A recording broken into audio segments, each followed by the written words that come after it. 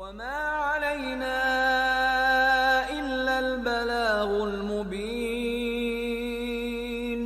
ہماری ذمہ داری تو بس صاف صاف پیغام پہنچا دینا ہے. صدق اللہ العلی العظیم.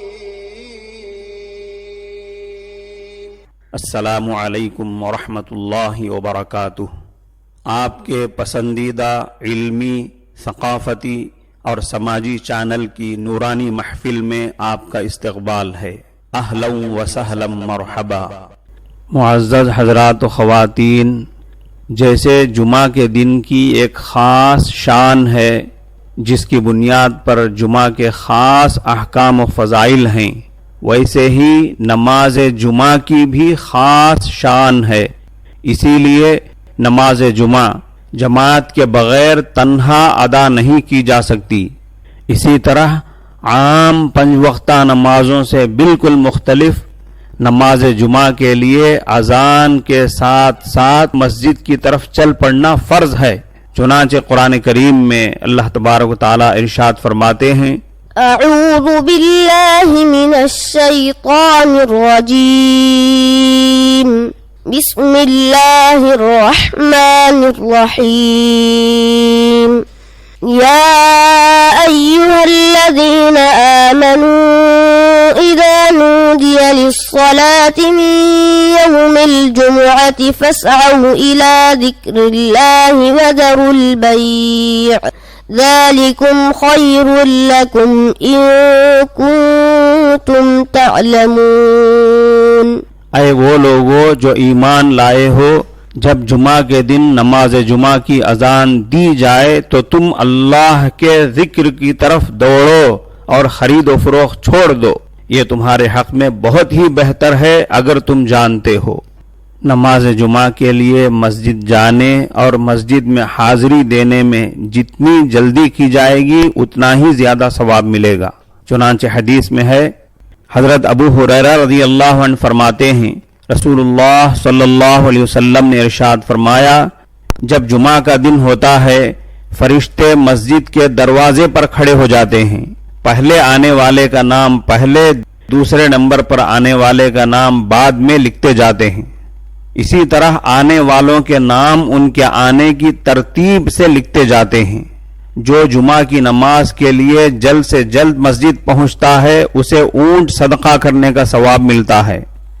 اس کے بعد آنے والے کو گائے صدقہ کرنے کا ثواب ملتا ہے. اس کے بعد آنے والے کو مینڈھا، اس کے بعد والے کو مرغی، اس کے بعد والے کو انڈا صدقہ کرنے کا ثواب ملتا ہے. جب امام خطبہ دینے کے لیے اٹھ جائے تو فرشتے وہ رجسٹر بند کر دیتے ہیں اور وہ خود بھی خطبہ سننے میں مشغول ہو جاتے ہیں.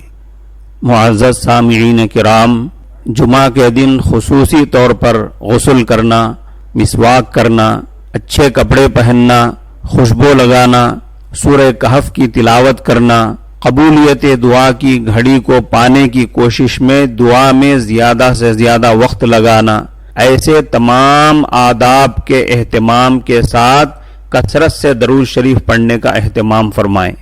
حضرت ابو حمید ساعدی رضی اللہ تعالی عنہ سے روایت ہے کہ صحابہ نے عرض کیا، یا رسول اللہ، ہم آپ پر کس طرح درود بھیجا کریں؟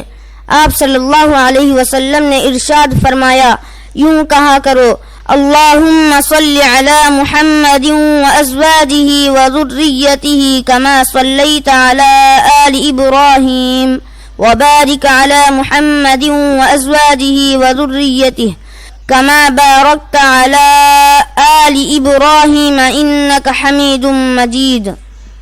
ایک بار میرے ساتھ پڑھیے، بسم اللہ الرحمن الرحیم. اللہم صل علی محمد وازواجہ وذریتہ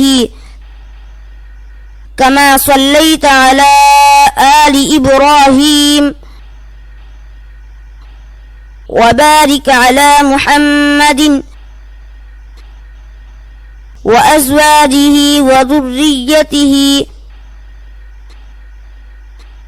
كما باركت على آل إبراهيم إنك حميد مجيد. ماشاء اللہ، اس وقت نقد آپ نے ایک بار درود شریف پڑھ لیا ہے.